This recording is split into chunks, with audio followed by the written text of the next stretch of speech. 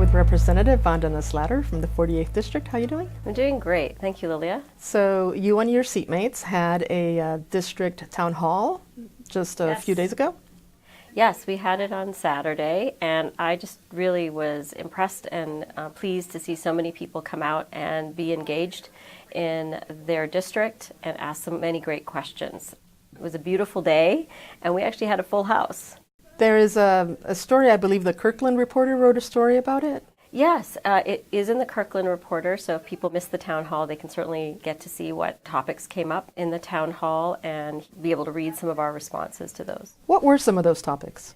So we had topics, people were interested in gun legislation, in the environment, in specific bills that we were looking at for healthcare and for climate and for housing. So it was a pretty engaged dialogue. In fact, we went for the full time, and one of the pieces of feedback we received is that there just really wasn't enough Q&A. And there were diverse perspectives in the audience as well. So I think that really shows democracy in action, and it shows an engaged citizenry. And I think that there are many voices that we can hear, and helped us to not only explain some of the bills and the policies we feel very strongly about, and also take in some input as well. For those who weren't able to join you in person, you're having a telephone town hall coming up, is that right? Yes, I encourage everyone to jump on the phone if they want to be, if they missed this town hall, or even if they didn't and they'd like to continue the dialogue and join us on a telephone town hall. Sometimes you're making dinner, or you're having to pick up your kids, and you really don't have time to go on a weekend and show up at a town hall meeting. But the telephone town hall offers the opportunity for you to kind of be doing what you need to be doing, but listening in to a call with legislators and then be able to ask questions. So I hope you'll join us. Earlier this week, House Democrats rolled out the 3 proposed budgets. Yes, we did. There are 3 because there's an operating budget, a transportation budget, and a capital budget. And if you're on those committees, you have input into those, but you also are voting on those as a member. And so we're very proud of all of the different elements of these budgets that put people first. Now, we don't have time to ask you about everything that's in all 3 budgets, but I know that you are in the Transportation Committee. In fact, you are one of the vice chairs. Can you talk to us a little bit about what's in it? Well, it's pretty big. It's about around $10 billion. And so, as you noted, we don't have a lot of time to go into all the details. But of course, that covers bridges and roads and ferries and some of the really big items.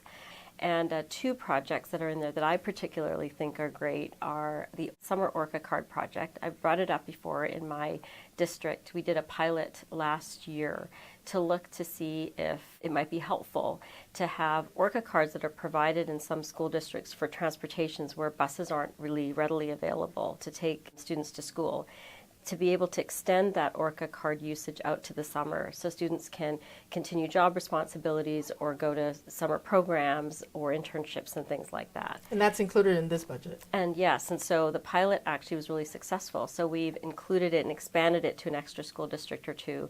And we're also going to ask them to come back. The Metro King County is actually working with us on that, of course, because it's an Orca card, and to let us know, well, if we had to expand it, how does that work administratively and cost-wise in the future? And, I think we're pretty excited about giving young people a chance to continue to have transit access, learn how to use transit, and also be able to support their own learning and their jobs.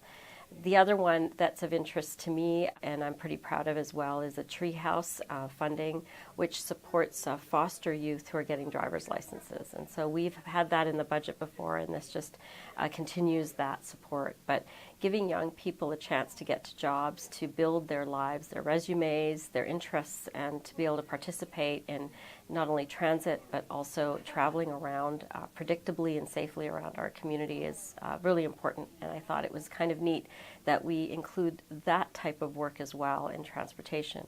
Because ultimately, although transportation is kind of about cement and constructions and traffic and rail and all of that, it's also the map of our lives and how we get predictably and safely from one place to the other. And sometimes when we don't have access to that in an easy way to our work or where we live, it puts stress on our lives, and it also doesn't allow us to function effectively. So I'm really proud of this budget. I'm proud that I had a chance to weigh in on some of these issues and to listen to my district and bring back some of these ideas.